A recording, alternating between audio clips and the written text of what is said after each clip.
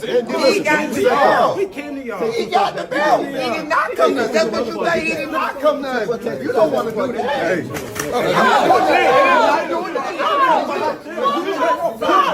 You what the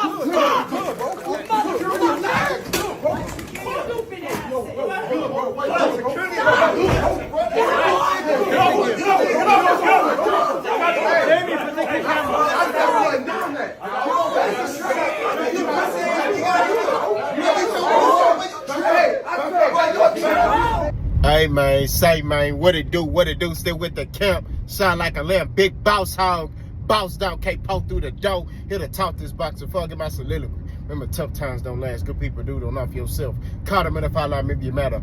Peak game, 84's on what? Swing, what it do, man? I got content all the way to August, right? It's some topics I already pre-recorded. I got the Shakur Stevenson talking crazy about Sugar Ray Robinson. That's already recorded. It's going to be released like later July. I'm telling y'all, I got a lot of content, bro. So don't think that Boss recording it that day and releasing it. Everything is already pre-recorded. Every topic you could think of, I got it. All right? Now let's talk about this issue right here. Norman and Devin Haney.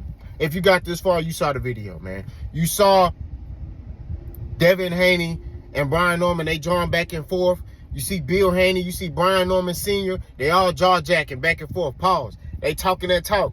Next thing you know, you see Brian Norman kind of put his hand, I'm talking about Junior, on Devin Haney, and that's when Devin Haney's bodyguard grabs Brian Norman's shirt. Now, you notice Brian Norman smiling the whole time, right? He's smiling the whole time. Now, you see Devin Haney, he posted on his story, you know, Brian Norman with his shirt over his head. I'm telling you. I'm telling you, man. This might be bad for Devin Haney. That's all I'm saying. Now, and this video going on Clutch Factory and Boss Hot Boxes, just to let y'all know. Now, look at here. What did I think about the scuffle? Okay. I think they trying to sell a fight. That's what I think. Okay. That's what I believe. I think the Haneys are feeling disrespected by a lot of people. So Devin Haney's trying to take on the tough guy role, getting offended by everybody, super sensitive, and he just ready. He just on edge. You know what I'm saying? The problem is you don't want to be on edge with a Brian Norman. That's a dangerous fight for Devin Haney. And I respect him for taking this fight. Not gonna lie to you. But this right here, you should have just kept it professional. Cause now Brian Norman, the type of nigga, he don't do all that talking, bro. I keep trying to tell y'all, I'm a quiet dude. I can relate to Brian Norman. You know what I'm saying? I'm a quiet dude. I don't do all that talking, all that jaw jacking, all that.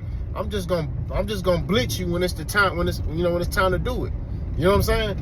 And that's how I was well, that's how I've been my whole life. But that's how I was when I was an active amateur fighter. You know, when I used to compete. I ain't do all that talking. So when my opponents start talking, you know, I say little stuff here and there, but I ain't doing all that talking. You know, I'm gonna get you in that ring. You know what I mean? And that's what it boils down to. Because at the end of the day, we got to put hands on each other, right? So I think Devin Haney, man, and the Haneys are kind of putting themselves in a dangerous situation. You know, and I'm gonna make a video talking about what Keith Thurman said, right? Bill Haney believe in his son more than his son believe in himself. I'm telling you. I'm right. That's all I can say. Welterweight is dangerous, bro. It's a dangerous game up there. When you get up there and welterweight, it's dangerous up there, bro. I don't know if his son gonna be able to hold up. We'll see. You know, he might be able to beat Brian Norman, but you're playing a dangerous game at that welterweight division, right? Because everybody talk about, oh, Devin Haney's big. Okay. These dudes at welterweight ain't little dudes. You know what I'm saying? That's what it is. Keith Thurman probably could be fighting at 160.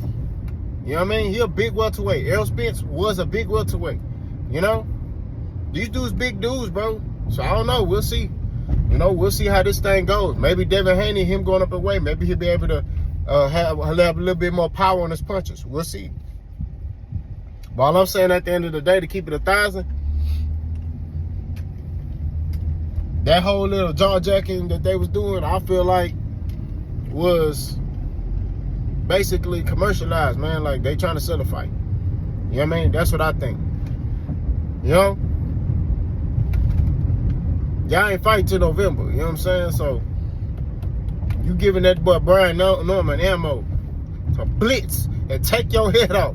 You know what I mean? But we shall see. Devin Haney might rise to the occasion, you know, and outbox and outclass Brian Norman. You know what I'm saying? Like, that's very well possible. I'm just saying, all it takes is one punch. You know? He land on that jaw. Sleep. So we shall see how this thing goes. Y'all let me know what y'all think, though. Boss Gun.